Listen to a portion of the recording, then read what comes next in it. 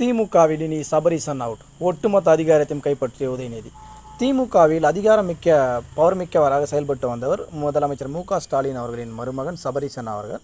சபரீசன் முக்கிய கட்சி நிர்வாகிகளையும் முக்கியமான முடிவுகளையும் சபரீசனே எடுத்து வந்தார். குறிப்பாக கடந்த சட்டமன்ற தேர்தலில் திமுக ஆட்சி பிடித்ததற்கு வியூகம் வகுக்க பிரசாந்த் கிஷோர் பாண்டே அவர்களை 350 கோடி ரூபாயில் ஒப்பந்தம் செய்து இங்கு செயல்பட வைத்ததும் சபரீசன் அவர்கள் தான். தொடர்ந்து திமுக மேற்பார்வையாளராகவும் முக்கிய பிரச்சனைகளும் தலையிட்டு வந்த சபரீசன் அவர்களுக்கு தற்போது உதயநிதி ஸ்டாலின் அவர்கள் செக் வைத்துள்ளார். வரும் நாடாளுமன்ற தேர்தலை உதயநிதி ஸ்டாலின் தலைமையிலே சந்திக்க திமுக தலைமை திட்டமிட்டதாகவும் அதற்கான ஒப்புதலை முதலமைச்சர் தந்திருப்பதாகவும் கூறப்படுகிறது. தொடர்ந்து பிரசாந்த் கிஷோர் பாண்டேவை ஒப்பந்தம் செய்தது போல திரு உதயநிதி ஸ்டாலின் அவர்கள் கடந்த முறை அதிமுகவுக்காக வியூகம் வகுத்து கொடுத்த சுனில் அவர்களை ஒப்பந்தம் செய்திருப்பதாகவும் இனி சபரீசன் அவர்களின் ஆட்டம் திமுகவில் இல்லை எனும் உதயநிதி ஸ்டாலின் ஒட்டுமொத்தமாக கைப்பற்றிவிட்டதாகவும் உதயநிதி ஸ்டாலின் ஆதரவாளர்கள் மகிழ்ச்சியில் இருக்கின்றனர்.